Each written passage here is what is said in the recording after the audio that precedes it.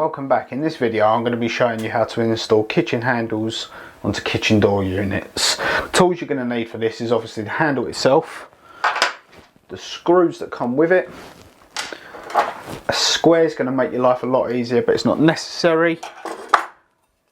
A ruler or a tape measure, a screwdriver, a clamp, a block of wood,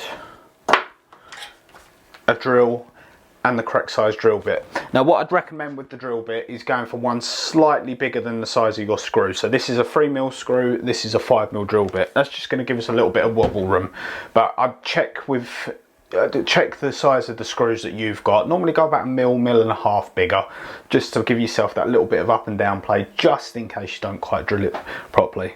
And without further ado, I'm going to switch the camera angle round and we're going to get on with it, and I'm going to show you how to do it. It's a nice, quick, easy, once you've got your head around it, really easy project to do.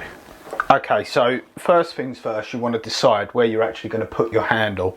Now, if this was a smaller rail, I'd be tempted to line the bottom of this up with here. But due to the fact that these are so big, I'm actually going to put the handle here. So equidistance, halfway between here and halfway between here, as these are the same section sizes. So what you want to start doing is get a piece of masking tape. You want to open your door, make sure you're putting it on the right side. You don't want to be putting it on the wrong side, because that's going to ruin your door. So with your door open, you're going to put some masking tape on that door. And that's going to allow us to mark it without actually putting markings on the door. Then we're going to take our ruler or our tape measure. We're going to find out the middle of this section here. So I've got 110mm, so that's 55mm, and that will be the same up. Then taking our square, we're going to square this line across, and then we're going to square this line down. And that crosshair that we've just created there is going to be our first hole for the bottom of our hole. We're going to take our ruler or tape measure, and we're actually going to measure the distance between the two holes. I don't know if you can see there, probably not, but I've got 128mm. So measuring from our crosshair here, we're going to measure up 128mm. And that's going to give us our next crosshair. Now at this point, I'd actually recommend just placing your handle on and checking that they look good. Just in case you've measured something wrong, it's always better to double check. And then we're going to take our scrap piece of wood, we're going to put that on the back of the door.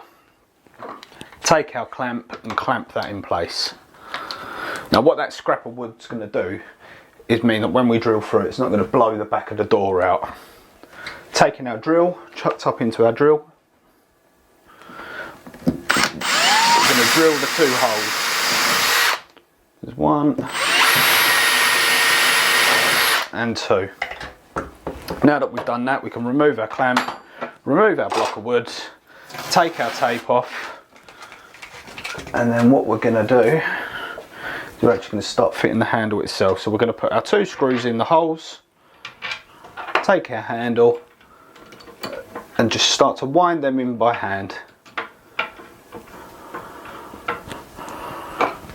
Once we've got them wound in by hand, we can actually take our screwdriver and do them all the way up.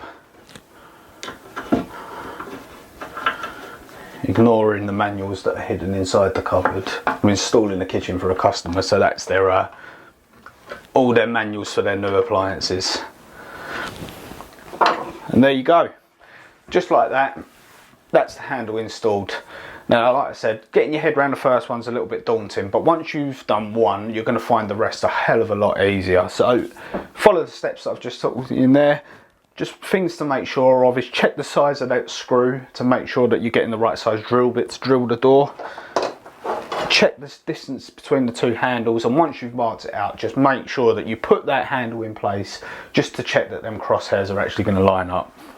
I want to thank you guys for watching along with this one.